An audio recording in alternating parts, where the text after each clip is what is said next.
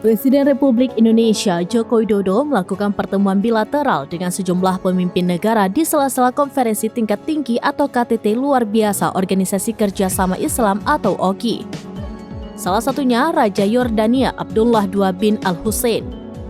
Dalam pertemuan tersebut, Presiden Jokowi mendukung kepemimpinan Raja Yordania dalam upaya mewujudkan perdamaian menuju Palestina merdeka. Presiden Jokowi menyebut bahwa Indonesia dan Yordania memiliki posisi yang sama dalam perjuangan kemerdekaan Palestina berdasarkan solusi dua negara.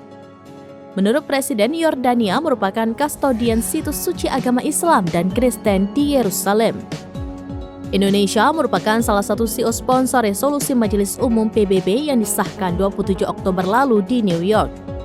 Kepada Raja Yordania, Presiden Jokowi juga menekankan pentingnya OKI bersatu menjadi bagian dari solusi dan menghasilkan langkah konkret agar situasi di Gaza membaik. Gencatan senjata harus segera dilakukan dan koridor kemanusiaan harus diwujudkan segera.